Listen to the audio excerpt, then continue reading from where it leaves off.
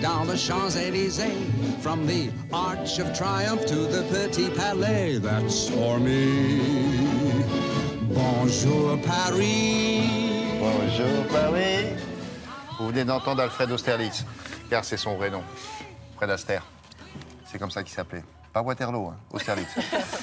Donc, les expositions universelles, vous avez retrouvé trace de quasiment toutes. Hein, oui, les 5 en fait, et aussi les 5 que Paris a accueillis, je vais dire. Oui. Voilà. Et aussi celle de Londres, hein, qui était une des premières, et celle de la Belgique, évidemment. Alors, il faut dire que les expositions universelles ont permis de transformer un peu le visage de la capitale parisienne. Je ne sais pas si on peut le voir, voilà, vous avez une carte de Paris, par exemple, à l'époque, avant la première exposition, elle se limitait finalement à l'Étoile, à Denfert-Rochereau et à Barbès. Et après, ça s'est élargi, il n'y avait aucun pont, il y avait le Champ de Mars qui était juste un espace vert qui est devenu ce qu'on sait aujourd'hui. Il y a eu la gare d'Orsay, tous les ponts, le pont Alexandre III, le Grand Palais, la Tour Eiffel, exactement. Le métro, puisque c'était l'expo de 1900. Et d'ailleurs, l'expo de 1900 était celle qui a permis à Paris d'acquérir le plus de monuments, finalement. On est un peu comme les pharaons. Mais est-ce que ça a toujours été comme ça? Par exemple, aujourd'hui, c'est l'exposition universelle, c'est Milan. Est-ce que Milan, du coup, a bénéficié d'une infrastructure exceptionnelle qui a redonné un autre visage à cette ville, oui ou non? Alors oui, mais on ne sait pas si ça va rester en place ou si ça va être éphémère, parce qu'à l'époque, hein, au final, c'était juste des monuments qui étaient censés être éphémères, temporaires. Évidemment, on les a gardés parce que la Tour Eiffel, on n'allait pas pouvoir la démonter. Alors je ne pense pas qu'à notre époque, le fait de pouvoir recréer des monuments aussi exceptionnels puisse être possible, puisqu'on utilise plutôt des choses éphémères, un peu comme ce qu'on a vu à Milan. Ce sont des tapis sur lesquels on marche, comme ça, qui restent un peu en l'air. Ce sont des démonstrations technologiques plus que de monuments. Voilà, plutôt qu'architectural comme ça a été à l'époque.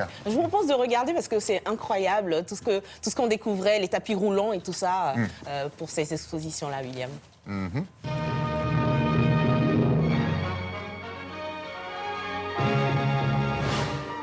Un siècle d'avance. Fer, verre, Crystal Palace, Londres, 1851, première universelle. Deuxième, 1855, Paris. Napoléon III inaugure également en 67 avec l'aide d'Haussmann. Paris 78, nouvelles Olympiades du Progrès. Sur la colline de Chaillot, le premier palais du Trocadéro. Après les dures épreuves de 1870 et 71, c'est la fête de la République.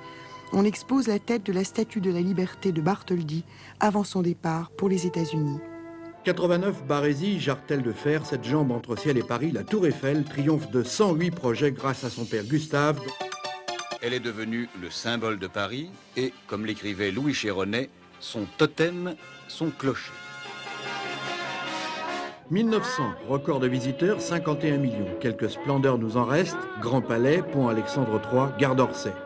Lorsque s'ouvre l'exposition universelle de 1900, les premiers opérateurs, formés par les frères Lumière ou Thomas Edison, commencent à peine à parcourir le monde pour imprimer sur pellicule les premières images de leur époque. C'est à eux que l'on doit ces vues de l'exposition de 1900. L'exposition de 1900 est certainement la plus ludique de toutes. Si elle a un succès aussi phénoménal, c'est parce que les gens s'amusent, c'est un spectacle. Alors l'un d'entre eux, c'est la Grande Roue, qui élève des wagonnets de visiteurs à 93 mètres de hauteur. Sur le parcours tout entier de l'exposition, un trottoir roulant aérien à 5 mètres de hauteur, à 3 vitesses différentes, ce qui vaut des chutes spectaculaires à tel ou tel passager.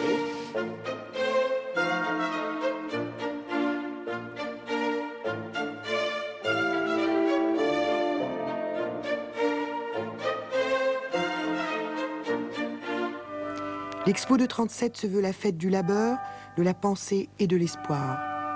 C'est le retour au néoclassique avec le nouveau Trocadéro.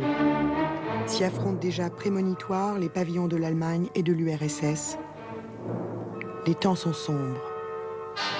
58, divertir et faire rêver au futur. Exemple, les 9 atomes d'un cristal de fer agrandi 200 milliards de fois l'atomium.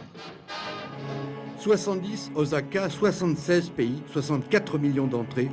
Oubliez les grands-messes à la technique sacrée. Osaka, tourné vers la culture, l'esthétique, lançait même un cri d'alarme.